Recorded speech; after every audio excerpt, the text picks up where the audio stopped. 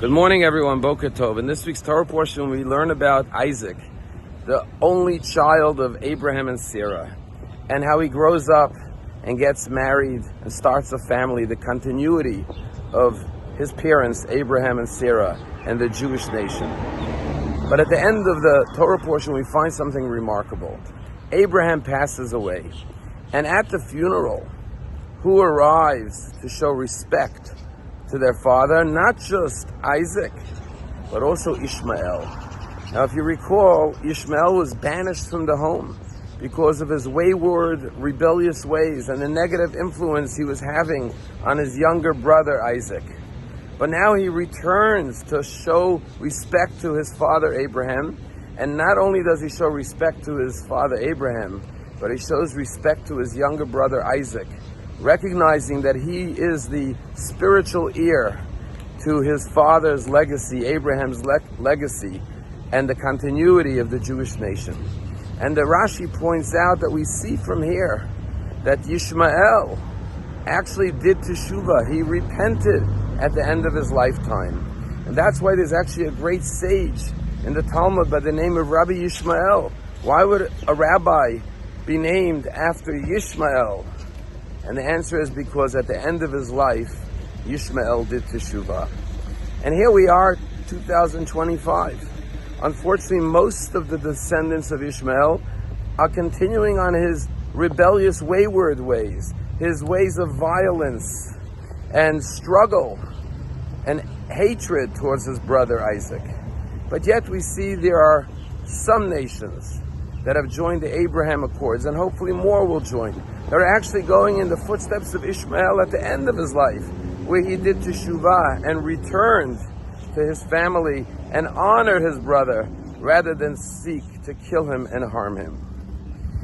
And here we see the power of teshuvah, that a person can do teshuvah, and it could have a ripple effect generations later. Well, one of the greatest anti-Semites of our generation, of course, is Kanye West. As early as 2022, 3 years ago, before October 7th and before the massive explosion of anti-Semitism that we're seeing today, he was one of the first early voices that was proudly and unapologetically making anti-Semitic statements and rants to his millions and millions of viewers and followers on Twitter, denying the Holocaust, saying he admired Hitler, and most recently at the last Super Bowl, paying for an ad with a barcode to one item that he was selling, and that was a t-shirt with a swastika on it.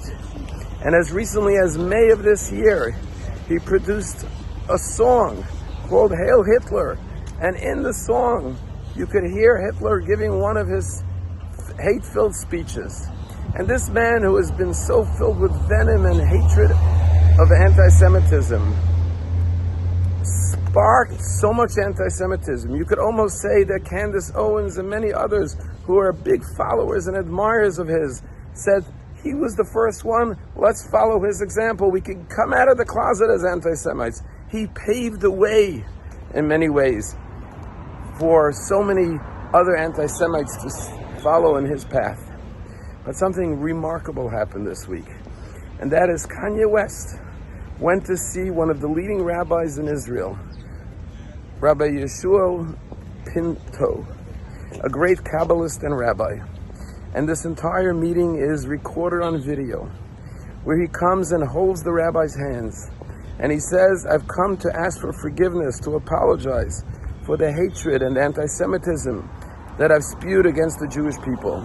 And he goes on to tell Rabbi Pinto that unfortunately I suffer from bipolar, and sometimes I say things that I don't really mean. However, I made a big mess, and he uses the analogy of a child who messes up the living room and the house and the garage, and they still have to take responsibility. And he says, it's hard for me as a man to come and take responsibility and say I'm sorry, but I apologize for what I've done for the Jewish people, to the Jewish people.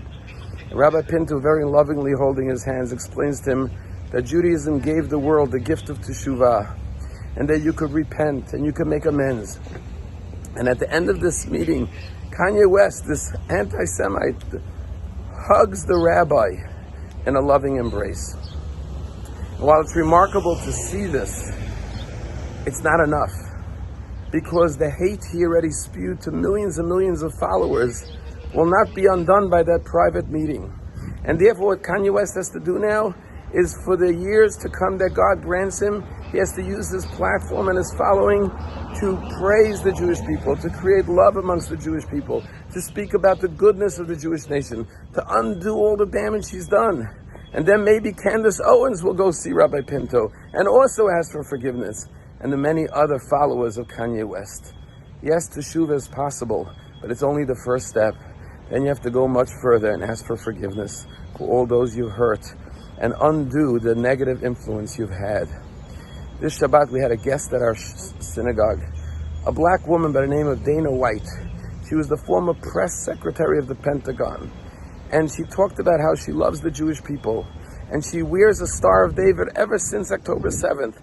Because she said, some of my Jewish friends started to take off their Star of David. And I said, no, you cannot do that. And she started to wear a Star of David. And how did it start? Because she said, my grandfather, during the days of racial discrimination in America, was a janitor in a hospital. And a Jewish doctor saw him and saw his potential and reached out to him and helped him become a manager in the hospital. And then get an education and become a newspaper publisher.